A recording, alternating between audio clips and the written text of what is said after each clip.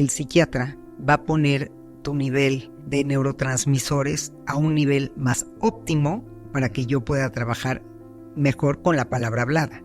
Para que una persona pueda mantener un discurso coherente, pueda entenderme a mí también, pueda estar claro, tiene que tener una mente pues de alguna forma estructurada.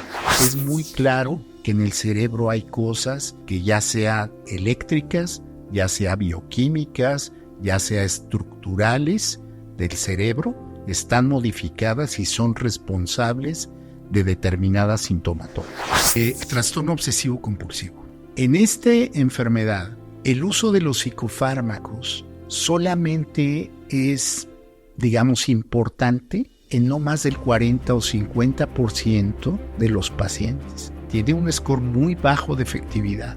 En cambio, la terapia cognitivo-conductual, específicamente para el trastorno obsesivo-compulsivo, es efectiva en más del 85% de los pacientes. Pero si un ginecólogo manda un antidepresivo, la paciente ni pregunta, se lo toma y se lo toma el tiempo que quiere.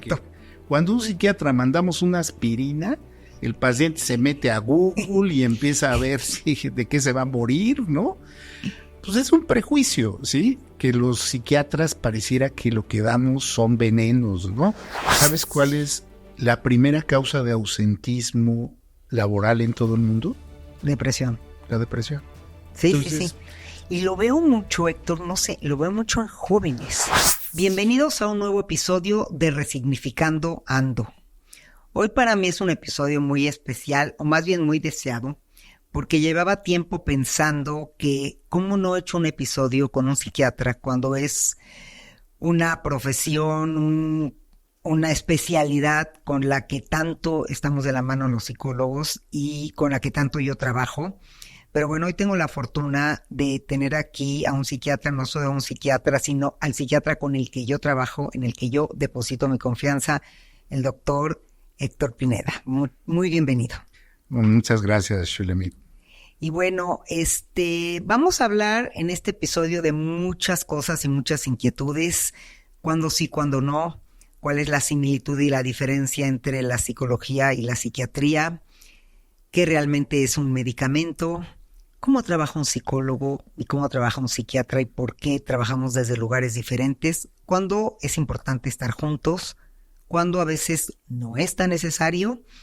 Y bueno, así que acompáñenos y si están acá, denle clic, activen la campanita y suscríbanse a mi canal de Resignificando Ando para que estemos cada semana en un nuevo episodio.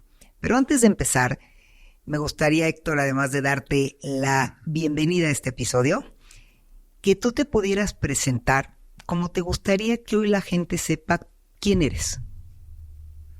Bueno, pues muchas gracias antes que nada por la invitación.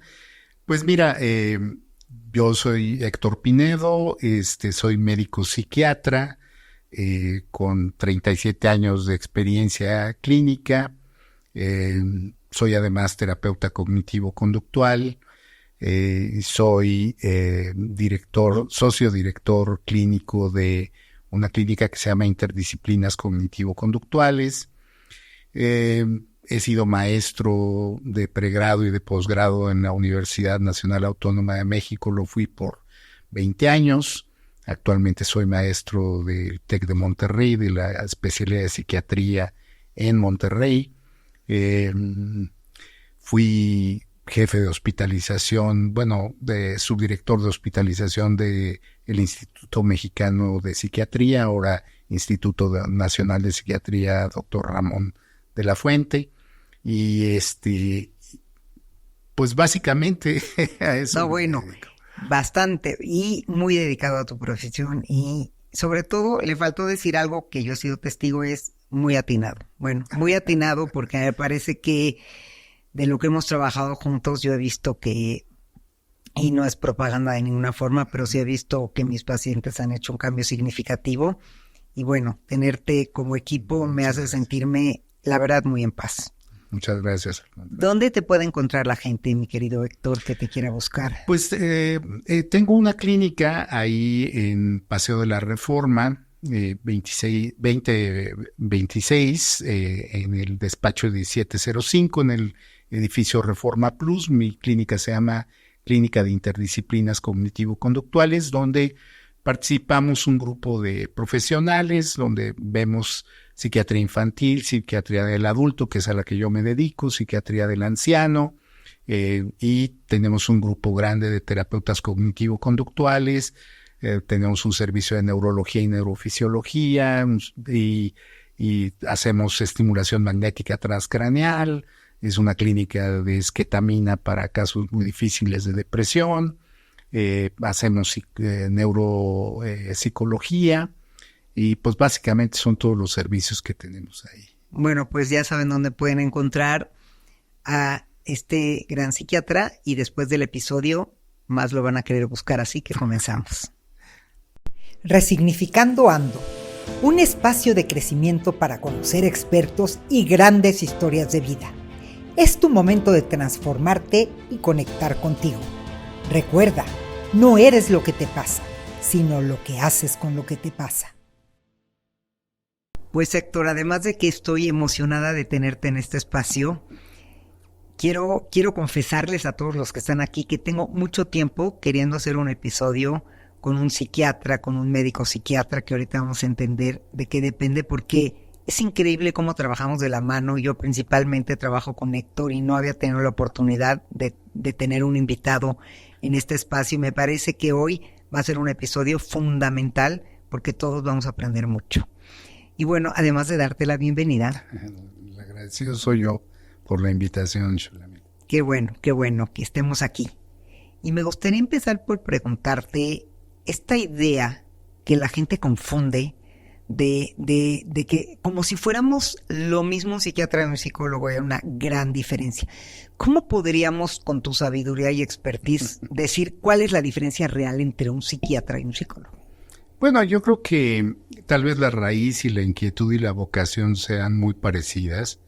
Sin embargo, bueno, la psicología, pues en principio es una rama de la filosofía, y pues para ser psicólogo hay que estudiar una licenciatura en psicología, y bueno, entendiendo esta como una disciplina que tiene como objeto entender la conducta humana, ¿no? Uh-huh. A final de cuentas. Ya posteriormente un psicólogo generalmente tomó alguna ruta, que puede ser la ruta educativa, la ruta empresarial, la ruta social, ¿sí? O finalmente la ruta psicoterapéutica. Y eso pues los obliga, después de la licenciatura, que serán 4 o 5 años probablemente, pues a hacer algún tipo de especialidad, algún tipo de maestría, algún tipo de doctorado, que les capacita en alguna rama psicoterapéutica, ¿no? Así como el psicoanálisis o la terapia gestáltica o la terapia cognitivo-conductual, que bueno, es una de las ramas que a mí más me ha interesado. Por otro lado, la psiquiatría pues es una rama de la medicina interna, es decir, es una rama de la medicina. Y para estudiar psiquiatría, pues primero tienes que ser médico, cirujano, después de eso pues hacer una especialidad en psiquiatría, que como te decía, pues es una rama de la medicina interna, igual que la cardiología, la neurología, la urología, etcétera, ¿no? Entonces, bueno, como ves, esto plantea a su vez pues grandes diferencias en la práctica de la profesión, porque generalmente, pues un psicólogo, cuando se dedica al área de la psicoterapia, pues su instrumento es básicamente la palabra. Claro, el conocimiento detrás de la palabra. Pero es cierto, trabajamos los psicólogos con la palabra. Exactamente, ¿no? Mientras que los psiquiatras, pues utilizamos toda la tecnología que implica la medicina, ¿no? Entre ellos los medicamentos, pero no solamente los medicamentos, pues hay muchas otras técnicas biológicas, ¿no? De tratamiento que, pues, pueden implicar tecnologías, electrónicas, eléctricas, en fin, de diversos tipos, ¿no? Pues, a la par que el resto de la medicina. Uh-huh. Ahora, muchas veces hay, por supuesto que esto hace un terreno en común, ¿verdad? Donde tal y como yo he tenido el privilegio de trabajar contigo, pues lo hago con otros psicólogos capacitados, Y pues muchas veces tratamos al mismo paciente entre ambos, ¿no?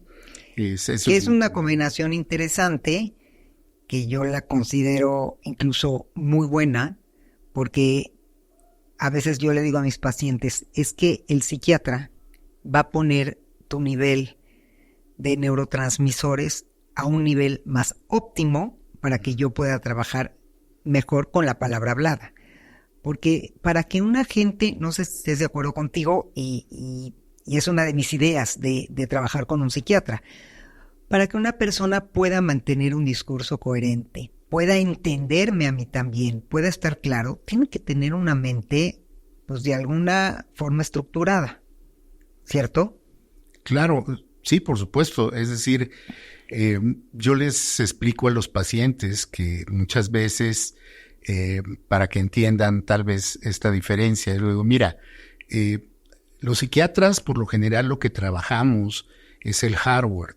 ¿Sí? El hardware, sí. Es decir, pues la integridad de los sistemas, del cableado que hay en tu cerebro, de la neurofisiología, que implica que ese cerebro trabaje en óptimas condiciones. Claro, de acuerdo a tu potencial, no te va a generar cosas pues que no tienes capacidad para desarrollar, pero sí ponerte al punto. Es como cuando llevas tu coche a afinar, ¿verdad? Pues se afina y queda lo mejor que ese coche puede quedar, ¿sí? Y en esas condiciones, por supuesto, es mucho más receptivo a otro tipo de planteamientos terapéuticos que requieren de cierta sofisticación cognitiva, vamos a llamarlo de esa forma, ¿sí? Y por eso es muy común que hagamos esta mancuerna.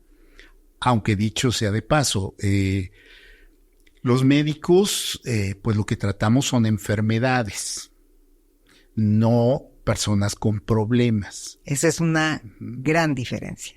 Sí, es decir, por supuesto que habemos psiquiatras que hemos cursado además psicoterapia y que hacemos a veces ambas cosas. ¿Sí? Sin embargo, es común, ¿sí?, que lo que nosotros veamos son personas que tienen un diagnóstico psiquiátrico, por ejemplo, un episodio depresivo mayor, un trastorno por angustia, un trastorno obsesivo compulsivo o enfermedades más graves como una esquizofrenia, como un trastorno bipolar, etcétera, y muchas otras, ¿no? Hay todo un catálogo muy extenso de enfermedades y que en las buenas prácticas médicas, digamos, son como guías que tenemos los médicos, que son recomendaciones que se han logrado a través del consensos internacionales que dicen, a ver, no es la opinión de tal médico, es lo que los estudios clínicos controlados han determinado que cuando tienes determinado tipo de patología, el mejor tratamiento es fulanito de tal desde el punto de vista médico, en combinación muchas veces con una terapia exprofeso para ese padecimiento en particular. Uh-huh. Y ahí se hace una mancuerna maravillosa. Realmente. Claro, porque también la psicología tiene un montón de ramas y como tú dices, hay gente que le convendría más una terapia mucho cognitiva, conductual, más estructurada, más enfocada. Hay otro tipo de pacientes que prefieren algo más sistémico y que la parte sistémica, porque está dañado un sistema muy amplio, les quedaría mejor. Entonces no solo es la mancuerna como psiquiatría, psicología, sino como más especialidad con especialidad, ¿no? De los dos lados. Claro, tienes toda la razón, aunque ahí yo quisiera hacer también una precisión. A veces creo que el término al paciente le gusta más o prefiere que tal vez no es lo más adecuado. Es como si en medicina tú fueras, ¿no?, y dijeras, ay, pues yo prefiero las cápsulas a las tabletas, ¿no? Bueno, sí, podrás preferirlo, pero a lo mejor lo que tú necesitas tomar son cápsulas y no tabletas. Dijo, a lo mejor es muy burdo el ejemplo. No, pero sí. Porque ciertamente hay estudios, y yo pienso que la medicina en general en la actualidad debe estar basada en evidencia, no en suposiciones.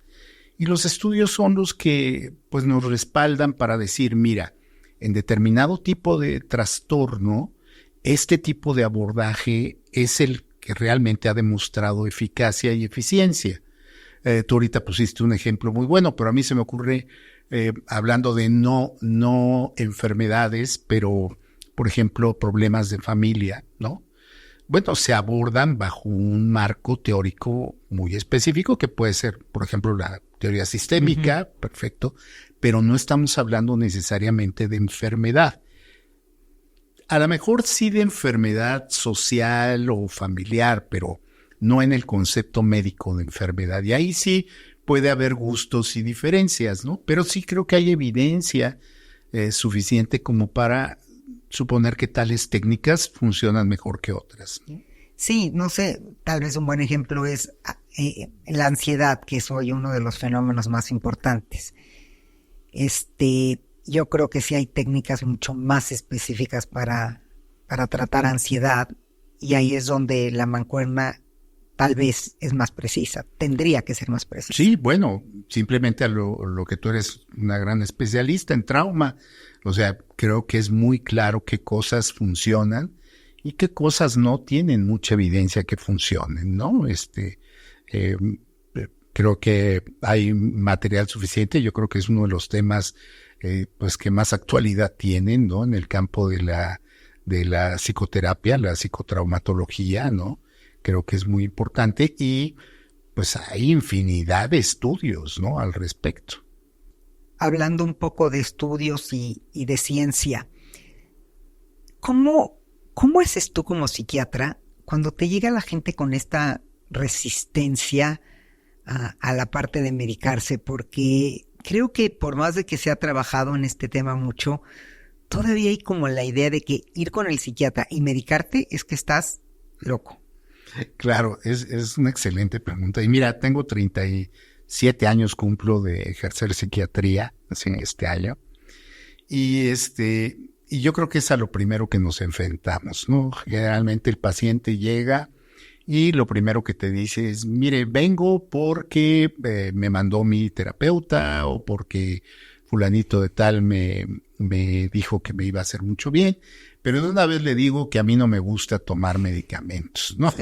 Sí. Y además no quiero tomar drogas. Sí. Entonces, bueno, yo a veces, digamos que trato de empezar por lo más elemental, ¿no? De decir, bueno, a ver, primero vamos a ver de qué se trata, ¿no? Lo que tienes, y luego ya te podré decir, pues, cuáles podrían ser las alternativas de tratamiento. No es una tienda de moda donde tú dices, pues yo quiero ese vestido, ¿verdad? O yo quiero esos pantalones. No, yo te digo qué es lo que te puedo ofrecer en base a lo que tú tienes. Entonces, lo primero que hay que hacer, pues, es un diagnóstico. Y ahí siempre toco este tema. A ver, una cosa son los estados emocionales y otra cosa son las enfermedades mentales. Son dos cosas completamente diferentes. A todos los que nos están escuchando, pongan mucha atención, esta es una gran duda y coméntenos porque les vamos a estar contestando. Entonces, quiero aprenderme, doctor. A ver, vuélvemelo a repetir. Sí, no es lo mismo el que yo me sienta triste, ¿verdad? O me sienta enojado, o me sienta frustrado, o me sienta alegre, pues porque estas son variantes del estado de ánimo. Y los estados de ánimo tienen un propósito importantísimo en la vida, que es ayudarnos a adaptarnos a una determinada realidad, ¿no? Si alguien trata de violentar mis derechos, pues lo lógico es que yo tenga una reacción de enojo, ¿no? O si tengo una pérdida significativa, pues lo lógico es que yo tenga una reacción de tristeza. Y así cada una de las emociones racionales, vamos a decirlo así. Las enfermedades mentales es otra cosa. Estamos hablando más allá de eso. Una depresión no es simplemente estar triste. Generalmente les explico y pongo como ejemplo la depresión porque es un padecimiento con una prevalencia enorme, ¿no? Les digo, a ver, el estar deprimido no es estar triste. Es más, hay depresiones que ni siquiera cursan con tanta tristeza, ¿no? Sino con una serie de signos y síntomas por un tiempo determinado que hacen un diagnóstico. Cambios bruscos del estado de ánimo, cambios en el apetito y en el peso, cambios en los patrones del dormir, cambios en los niveles de energía, incapacidad para disfrutar de las cosas como antes, pérdida de interés en otras que antes teníamos, fallas de atención, fallas de concentración y una serie de cosas más, ¿no? Pero esos son criterios muy claros y la duración de estos no puede ser menor a 2 semanas de síntomas continuos. Entonces, si una gente acaba de terminar con el novio, ¿verdad?, y se quiere cortar las venas 2 horas después, eso no hace un diagnóstico de depresión. Eso es una reacción emocional que a lo mejor se va a beneficiar mucho de un apoyo, que a lo mejor en ese momento, pues, el cobijarlo emocionalmente podrá ser muy útil, pero eso no lo hace ser un enfermo, ¿sí? Ahora, cuando tenemos enfermedades, decíamos, pues tenemos una serie de evidencias para tratarlas. En ocasiones los medicamentos pueden ser muy valiosos y a veces son extraordinarios los cambios que podemos ver con ellos, ¿no? ¿Cuántas veces no los habrás visto tú? Pacientes que una vez que empiezan a tomar los medicamentos, bueno, vuelven a ser quienes eran en un periodo muy breve de tiempo. Pero también es cierto que en las enfermedades mentales, y mira, te pongo un ejemplo, el trastorno obsesivo compulsivo, que a mí me fascina, es un tema que a mí me apasiona, ¿sí? Este padecimiento es la cuarta enfermedad de salud mental más frecuente en los Estados Unidos. La cuarta, solamente superada por alcoholismo, farmacodependencia, depresión y trastorno obsesivo compulsivo. En esta enfermedad, el uso de los psicofármacos solamente es, digamos, importante en no más del 40 o 50% de los pacientes. Tiene un score muy bajo de efectividad. En cambio, la terapia cognitivo-conductual específicamente para el trastorno obsesivo-compulsivo es efectiva en más del 85% de los pacientes.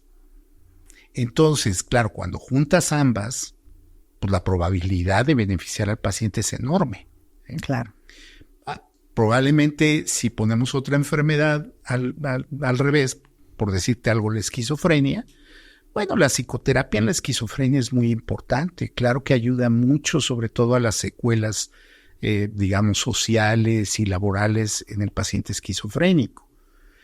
Pero no hay dimensión alguna con lo que los medicamentos pueden hacer con un paciente esquizofrénico, ¿no?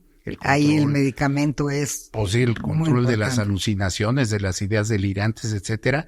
Pues eso no lo vas a lograr con psicoterapia, lo vas a lograr con algún tipo de tratamiento biológico, generalmente medicamentos. Entonces es una amalgama muy difícil y a veces trato esto mismo que te estoy diciendo, pues de explicárselo al paciente, ¿no?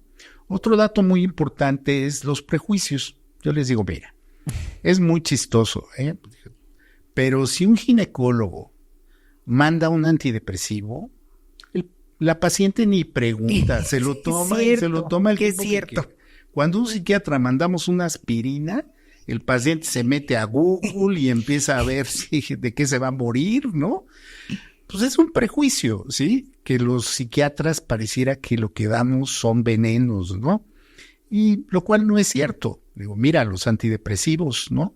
Un ejemplo, sobre todo los modernos, son medicamentos tan seguros que los podemos usar en mujeres embarazadas, algunos de ellos, que los podemos usar en mujeres lactando, que la FDA en Estados Unidos o la COFEPRIS en México autoriza su uso en niños mayores de 6 años, muchos de estos medicamentos. Ya quisiera ver cuántos medicamentos de otras especialidades tienen esas virtudes.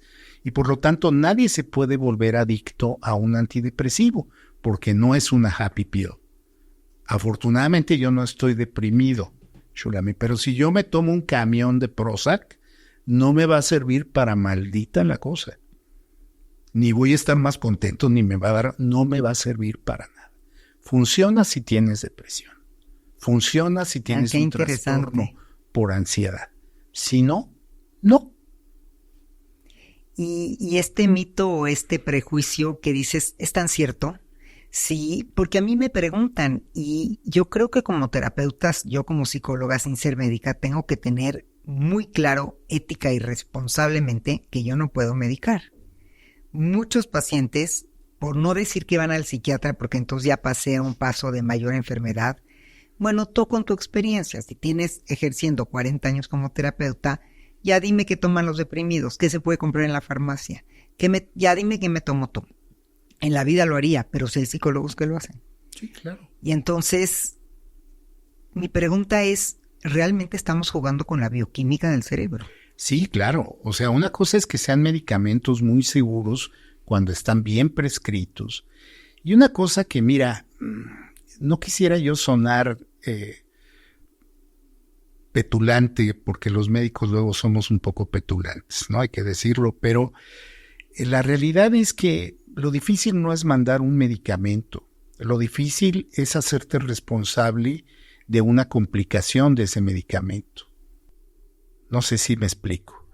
Es muy fácil que la vecina diga, ay, pues tómate fulano de tal antidepresivo. Míralo, te lo venden hasta sin receta, no te preocupes. Ok, pero ¿qué va a pasar si es ese paciente 1 en 5,000, ¿sí?, que puede tener una complicación?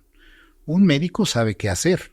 Un médico, pues, asume esa responsabilidad, ¿sí? Claro. Un psicólogo o un terapeuta no puede asumir esa responsabilidad. Entonces, esto que dices, yo creo que sí es muy importante. Mira, también ya hablamos de muchos años, pero hace muchos años, cuando yo me recibí de médico, tú podías comprar los antibióticos en la farmacia, el que quisieras, sin ninguna receta, ¿sí? Y ve lo que pasó. Ve las consecuencias que eso ha tenido en el mundo, que ahora tienes una infección y bueno, las bacterias parece que traen spikes, ¿no? Porque no las matas con nada, ¿no? Porque ya tienen una gran resistencia, ¿sí? Entonces, lo difícil no es prescribirlo, lo difícil es asumir la responsabilidad de lo que estás haciendo. Y el tiempo y la forma, ¿no? Porque yo una sola vez he estado medicada psiquiátricamente, que mucha gente conoce mi episodio de secuestro, y bueno, aprendí mucho de ese episodio, pero yo me acuerdo que el medicamento que me dieron también para reponerme fue en una baja dosis, luego me subieron una dosis a como lo tenía que mantener, y luego me lo fueron quitando con una cronología y con mis citas, y entonces mi sensación en aquella ocasión fue que yo utilicé el medicamento el tiempo que el doctor o supo o entendió, o era el tiempo que yo lo tenía que tener, no más ni menos. Fíjate, esto que dices es tan importante. Te voy a hacer una pregunta. ¿Tú sabes cuál es la principal causa de recaída en la mayor parte de los trastornos mentales? ¿De recaída? Ajá. No. La suspensión del tratamiento antes del tiempo programado. Te pongo un ejemplo. En depresión, un dato, tratamientos de 6 meses o menos, estoy hablando del fármaco, igual a 80% de recaídas durante el primer año. Pero la gente lo deja porque se empieza a sentir mejor y dice, ¿ya para qué? Claro, al mes y medio, 2 meses, el paciente dice, ya estoy a todo dar, ya no necesito esto. Y luego, mira, desafortunadamente a veces hasta colegas nuestros de otras especialidades, ¿sí? No falta el ginecólogo que le dice, pero si yo ya te veo re bien, hombre, no, ya no te tomes eso, déjalo, ¿no? Además, están re caros los psicofármacos, ¿no? Lo dejas y a las 2, 3 semanas estás igual y hay que volver a empezar, ¿sí? Y cada recaída de la mayoría de los padecimientos de esta naturaleza facilita la que sigue. Entonces, pues es muy importante esto. Tal y como tú lo dices, un tratamiento no nada más es un medicamento, es la prescripción adecuada del mismo, a la dosis adecuada, el tiempo suficiente y pues el retiro adecuado del mismo también, ¿sí? Claro. Entonces eso pues tiene su chiste, ¿no? Es muy importante lo que dices porque yo he tenido pacientes que, claro, siento que los terapeutas, los psicólogos, tú también, cualquier médico que trabaja en pues con lo humano, ¿no? Cualquier parte, a veces somos psicoeducadores. Y más allá de dar terapia, a veces hay que psicoeducar, ¿no? Entonces, recientemente vi un paciente que viene en pareja, ha tenido una vida difícil, una familia disfuncional, y en algún momento le dieron un medicamento porque es muy agresivo. Ya no me estoy acordando porque me dijo hasta el nombre. Y entonces lo dejó de tomar. Y ahora recayeron en una crisis de pareja después de muchos años. Y le dice la esposa enfrente de mí en la sesión, pues si no te tomas del medicamento ese, yo no voy a seguir contigo. Entonces le dije, tienes que ir a ver a un psiquiatra, tienes que hacerlo de una forma responsable. Pues claro que no me hizo caso, no fue a ver al psiquiatra, se lo empezó a tomar y dice la esposa, pues es que ya no le hace efecto el medicamento. Le digo, sí, pero es que no es ya no me hace efecto. Es, ¿quién te lo recetó? ¿Qué dosis te estás tomando? Yo no sé si ya salieron nuevos medicamentos. Yo me acuerdo que antiguamente, hace mucho, se hablaba de los medicamentos psiquiátricos como que se secaba la lengua, te secabas tú, te temblaba todo. Bueno, quiero suponer que como ha aumentado todo, la tecnología, la sabiduría, la investigación, también, como tú dices, los medicamentos son mucho más nobles en el sentido que lo que más se controlan son los efectos secundarios. Claro. Pero entonces han salido medicamentos nuevos y la gente se acuerda que hace mucho le hizo bien esto y lo vuelve a tomar. Eso es como una infección. Tuviste una infección de estómago X que se te dio un antibiótico hace 10 años. Y hoy te duele el estómago y te tomas el mismo antibiótico. ¿Y si no es la misma infección? Claro. Por supuesto.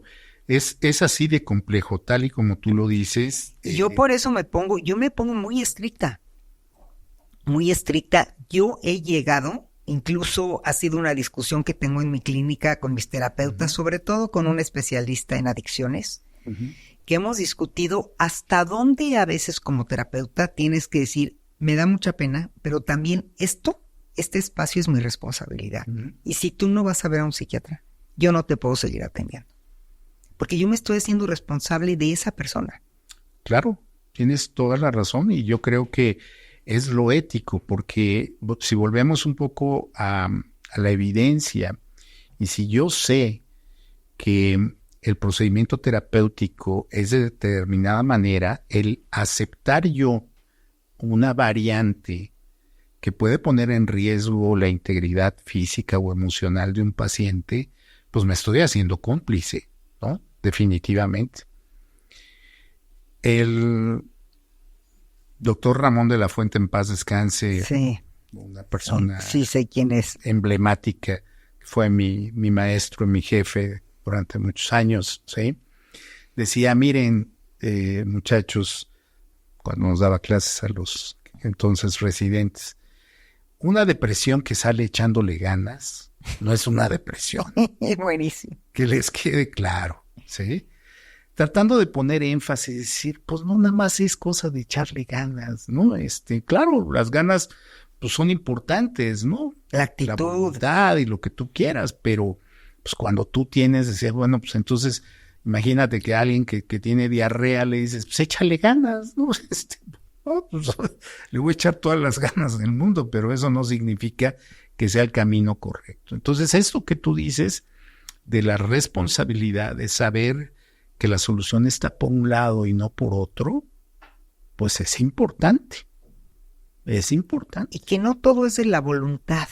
Claro. Porque ahora como está, también estamos luchando con una sociedad de tantas como formas alternativas, ¿no? Ya sabes que si vas a constelar, que si hay el coach de vida, que si hay el médico. No, es que yo fui con un médico budista que me dijo que no tomé nada y entonces hacíamos una cosa espiritualidad. Y bueno, yo creo que a veces tenemos que regresar a la ciencia que ha estudiado el cerebro, que no es cualquier cosa, que es delicado, y tomar cartas en el asunto y decir, esto no es nada más de, sigue yendo a tus meditaciones, sigue yendo a tu parte espiritual, sigue haciendo tus constelaciones, yo no me voy a pelear con ninguna especialidad, pero regresando a lo que decía el doctor Ramón de la Fuente, ¿no? O sea, eso no te va a curar de un periodo ansioso de 20 años. Exacto. Y tienes mucha razón y creo que estamos viviendo tiempos muy complicados en ese aspecto. Por desgracia, ese es el lado oscuro, ¿verdad?, de la comunicación, donde pues es tan fácil como pues dar una opinión, ¿verdad?, y decir que los chocongos pues es lo mejor que hay para la depresión. Yo, por supuesto, y lo tomo como ejemplo, estoy absolutamente convencido que van a salir una gran cantidad de nuevos fármacos derivados de plantas de esta naturaleza. Y de la psilocibina. De la psilocibina y todo. Por supuesto, la investigación está desarrolladísima al respecto. Ahora, que ya los pongamos como primera alternativa de tratamiento para casi cualquier cosa que tengan. Mira, hay una anécdota que no sé, tú hablábamos hace rato que yo soy bastante ignorante de este asunto de las redes, pero tú has de haber escuchado 1,000,000 de cosas de estas. Cuando empezó a ponerse de moda el CBD, ¿sí?, no hace muchos años. No hace muchos años. Había una página que yo, pues simplemente por curiosidad me metí y veía las aplicaciones del CBD. ¿Para qué servía? Conté 38 enfermedades para las cuales servía. Y ahorita que recordábamos al doctor de la Fuente, tenía muchos dichos él, ¿no? Pero también nos dijo alguna vez algo, miren, cualquier cosa que sirva para más de 3 cosas no sirve para nada.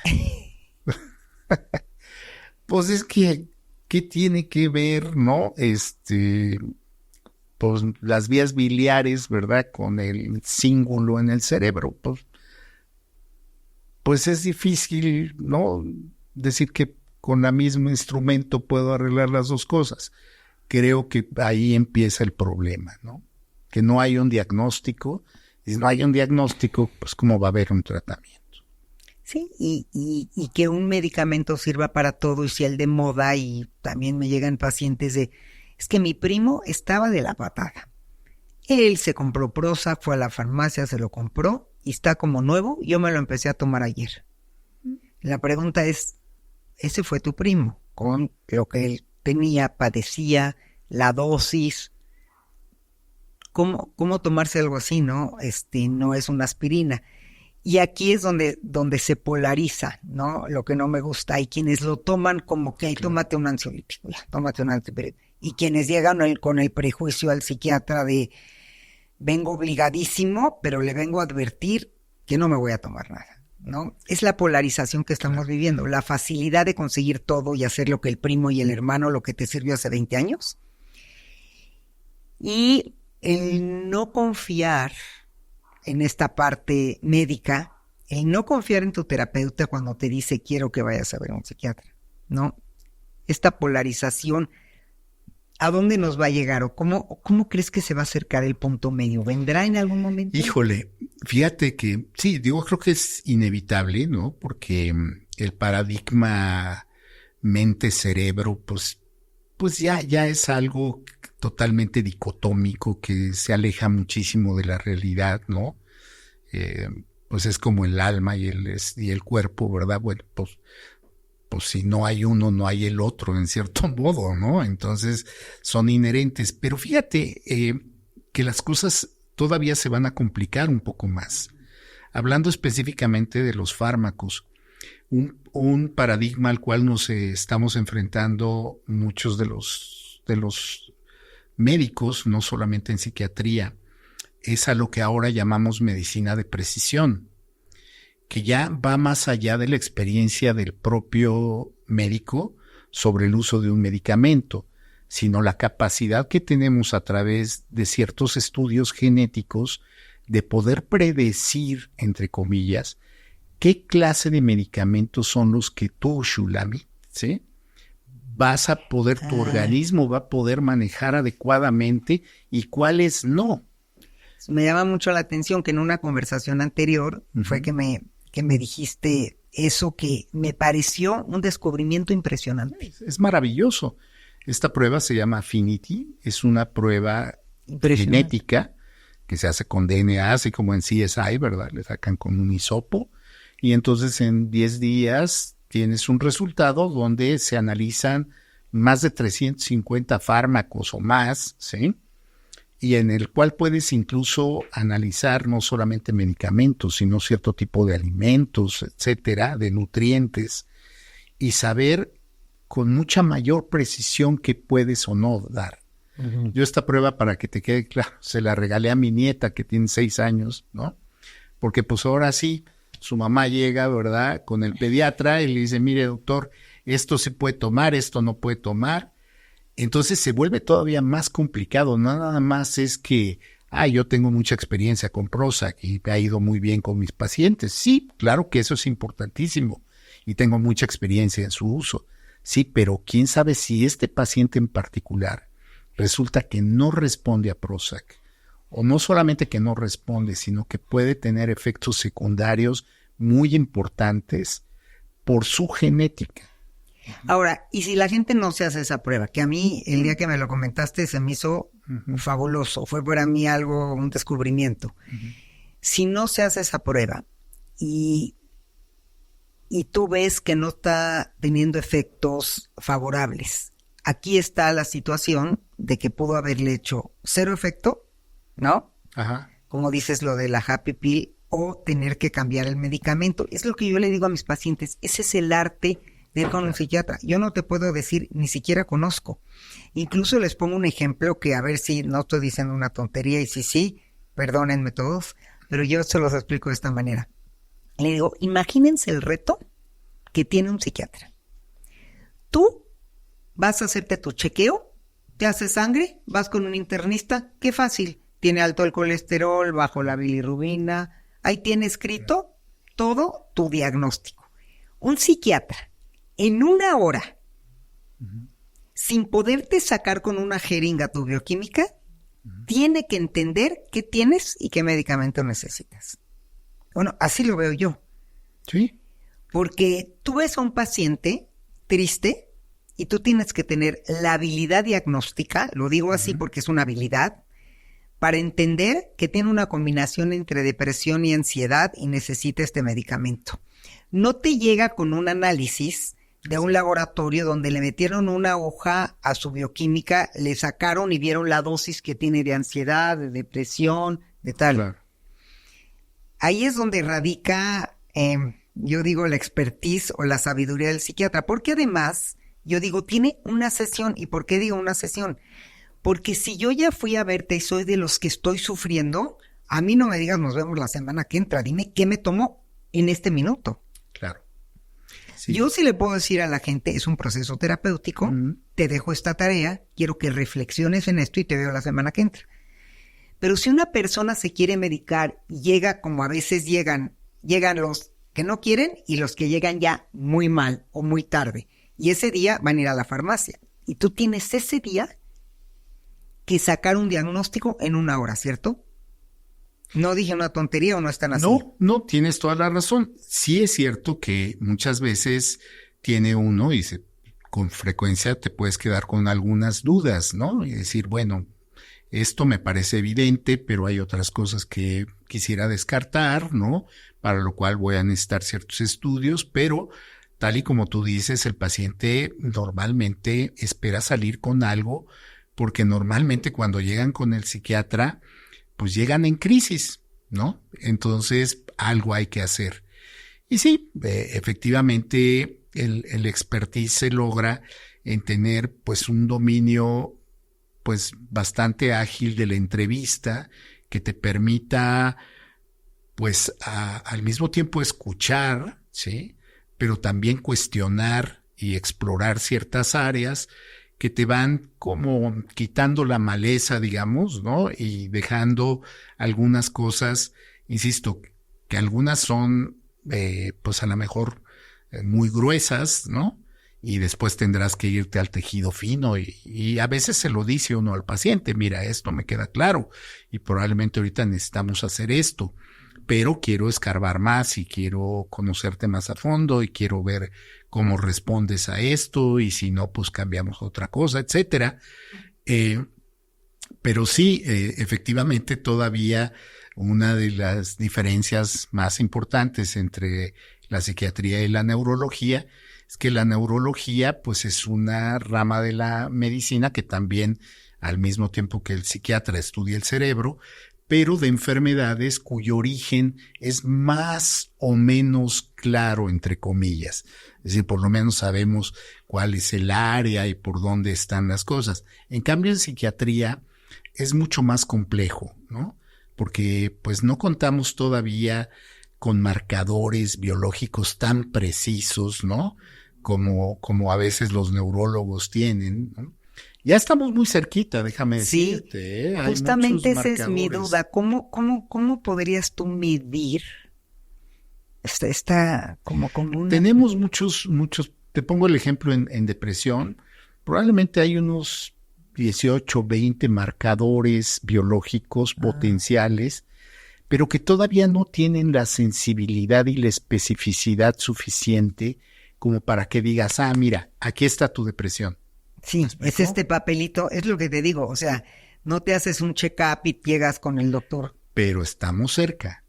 Eso sí eso te lo digo, sabía. Estamos cerca. O sea, ¿tú crees que en un futuro, así como van a crecer estos psicodélicos y cada vez va a cambiar la medicina, ¿tú crees que vamos a llegar a un momento en que tú puedas tener un análisis para saber ansiedad, depresión, TOC?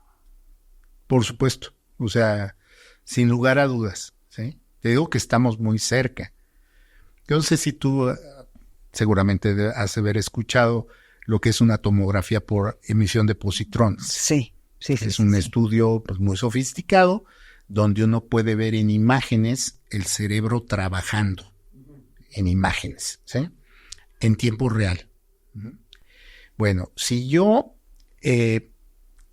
hago un promedio de 100 personas que no tienen trastorno obsesivo compulsivo y les pongo a hacer una tarea cognitiva durante el estudio, no sé, hacer cuentas matemáticas o hacer algún recuerdo, qué sé yo, y yo veo cómo trabaja su cerebro, qué se prende, qué se apaga, etcétera, y hago un promedio y lo comparo con 100 personas que tienen trastorno obsesivo compulsivo, me doy cuenta que los circuitos, ¿sí?, que utilizan no son los mismos.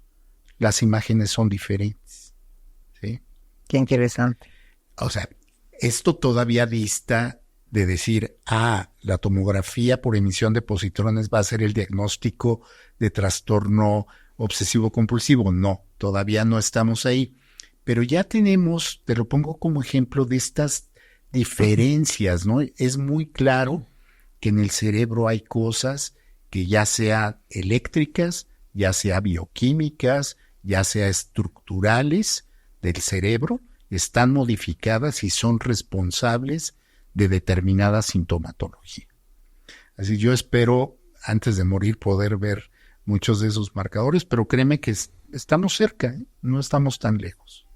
Yo pensé que la ciencia más atrasada era la del cerebro, por la complejidad que implica. Pues mira, atrasada porque es tan compleja como tú dices, pero desde la década de los 90, ¿sí?, que se denominó la década del cerebro, ¿sí?, porque se le destinaron en los Estados Unidos un presupuesto enorme al estudio del cerebro. Y a partir de entonces arranca una gran cantidad de investigación y de descubrimientos sobre el funcionamiento del cerebro que se han traducido en neurotecnologías. Uh-huh. Okay. Paralelamente a mi trabajo clínico, que es mi principal actividad, yo tengo el orgullo de pertenecer a una sociedad de profesionales pues que desarrollamos una asociación de neuroética en México. La neuroética es una rama muy interesante donde confluyen tanto la medicina como la neurología, como la psicología, como la legislación, como la sociología, como la filosofía, etcétera, precisamente alrededor del el conocimiento neurológico y la neurotecnología. Y en neurotecnología hay cosas que tú puedes leer que son de novela del futuro, ¿no? O sea, somos capaces en este momento de potenciar, digamos, facultades en el ser humano a través de neurotecnología. O sea, me parece increíble. Es una cosa, cuando te metes en ese terreno, estamos en el umbral de una revolución que no tiene parangón, ¿no? Definitivamente. Sí, o sea, el día de mañana un paciente va a poder llegar con un papel muchísimo más preciso de un estudio, como un PET, a lo mejor, ¿no? O algo bioquímico, o algo, vete a saber. Uh-huh. Por supuesto. En el que ahí se vea la medición exacta de yo tengo esto. Bueno, tal vez eso no solo nos va a ayudar o les va a ayudar a los doctores o a los psiquiatras en su precisión, sino a la confianza que va a tener un paciente en tomarse un medicamento. Porque va a sentir que ya no es el doctor cree. El doctor le late, me hizo 6 preguntas y me dio un antidepresivo, ¿tú crees? Pues sí, es que esas son las 6 preguntas que te tenía que haber hecho. Mira, tienes mucha razón, aunque déjame decirte algo. Precisamente en estos 37 años que llevo dedicándome a esto, cuando yo comencé a estudiar psiquiatría, comparado con lo que hoy tenemos, no, era otra cosa. Yo todavía recuerdo maestros, ¿sí?, que obviamente en sus consultorios no decía psiquiatría, solo su nombre, y que tenían 2 salas de espera. Una donde llegaba el paciente y esperaba que salieran por él, y otra por donde salía el paciente. Para que no lo vieran. Para que no se vieran, ¿no?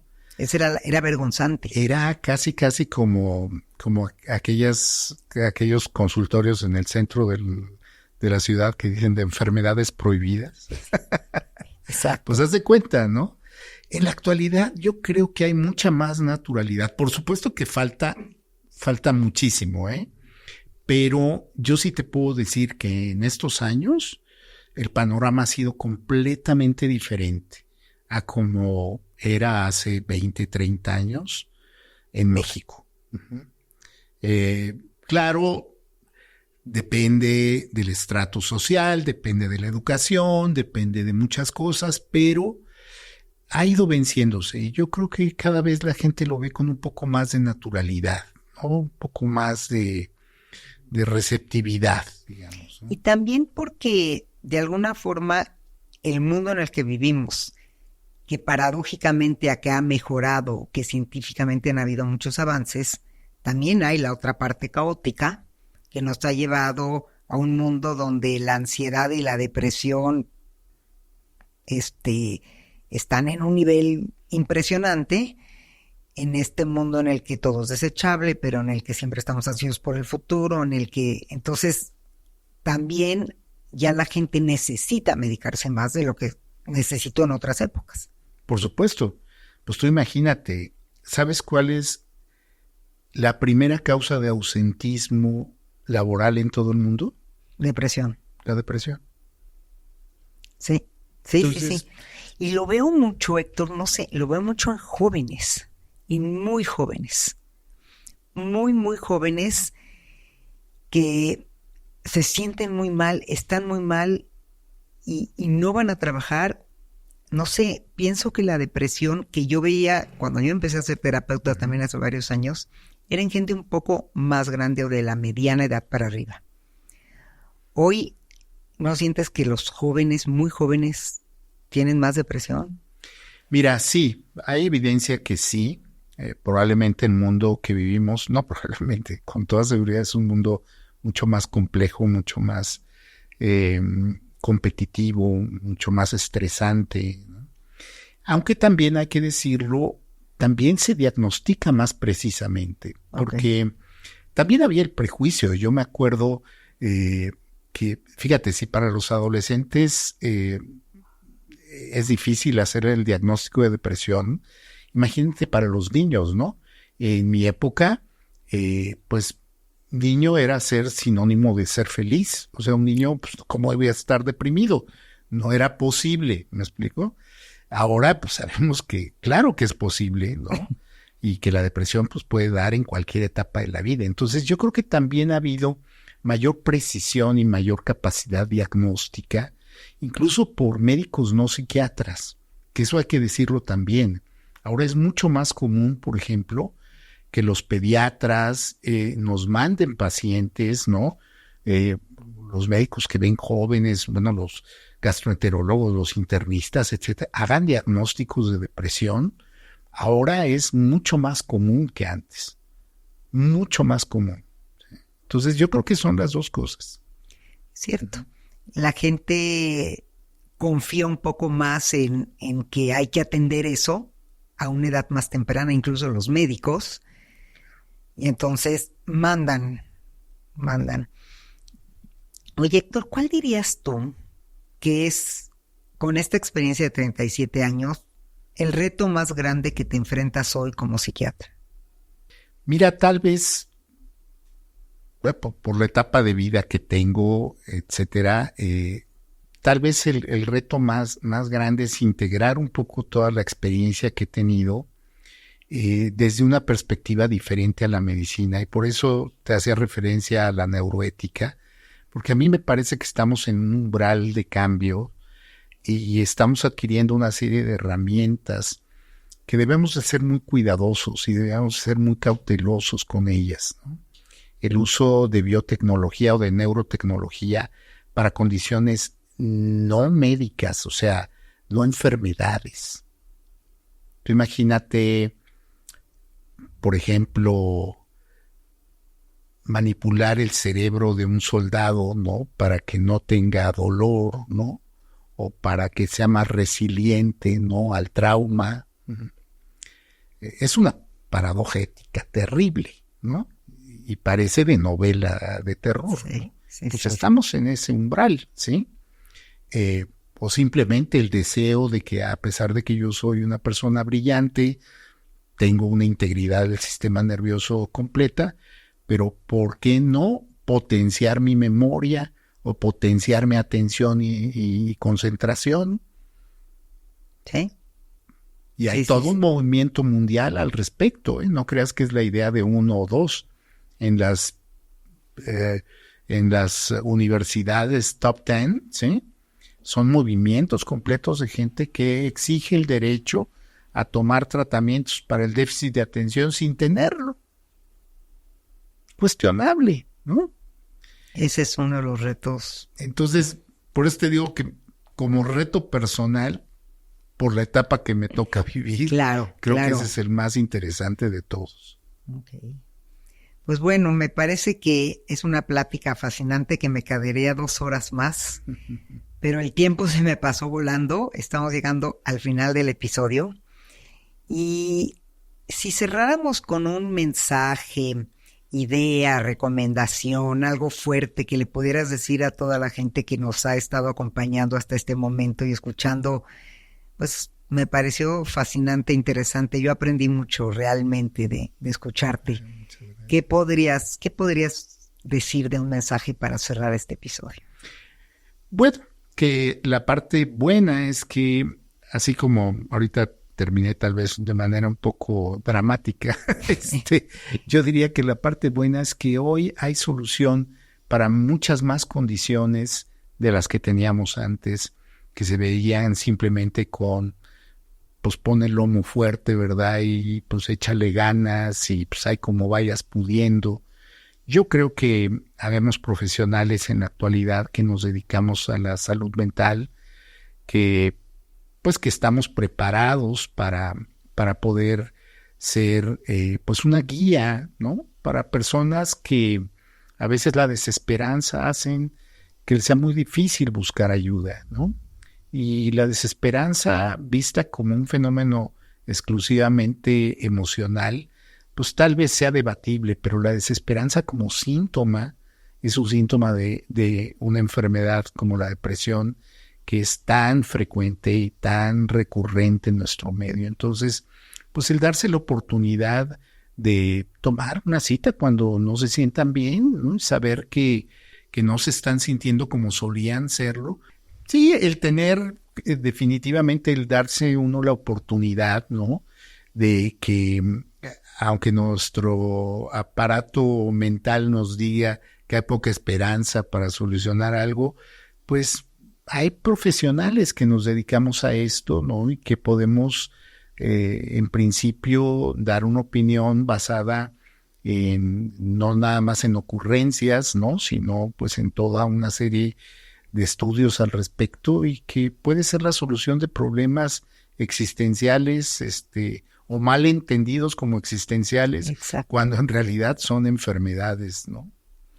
Y pues bueno, yo además de agradecerte mucho que hayas estado acá, yo también les dejaré una reflexión final de lo que he aprendido en estos últimos años, y es que le perdamos el miedo a estar mejor, que le perdamos el miedo a entender que igual que antes tenías estos celulares que no tenían grandes tecnologías y hoy tienes un iPhone, pero el año que entra sale otro, ¿por qué no pensar que la psiquiatría, la ciencia del cerebro también ha hecho grandes avances que a lo mejor no es necesaria y no los vemos anunciados en todos lados? Claro. Están más tras bambalinas porque los científicos a lo mejor no están en Instagram enseñándote las nuevas cosas, pero confiar en que si no te sientes bien y reiteradamente sigues mal, busques ayuda y creas que un medicamento sí puede hacerte la diferencia. Yo lo he comprobado en mi persona, lo he comprobado en mi consulta. Y pues bueno, agradeciéndote, Héctor, muchísimo el que hayas aceptado estar en este episodio. Al contrario. Y no sé si me puedas dejar un dato para toda la gente que después de esta plática quiera acercarse a ti o conocerte, ¿dónde te pueden encontrar? Mira, yo tengo una clínica que se llama Clínica de Interdisciplinas Cognitivo-Conductuales. Estamos en el edificio Reforma Plus, ahí en Paseo de la Reforma 2026, en el piso 17, en el despacho 1705. Estamos a sus órdenes. Muy bien. ¿Y algún teléfono que nos puedas dejar del lugar que aparezca en pantalla? 5555 45 49 15 y 49 16. Bueno, pues ya saben dónde lo pueden encontrar. Ustedes me van a decir por qué no les dio su cuenta de Instagram. Bueno, dijo desde el principio, no uso redes sociales, pero vaya sabiduría que nos compartiste el día de hoy. Muy agradecida. Al contrario, el agradecido soy yo, Shirley.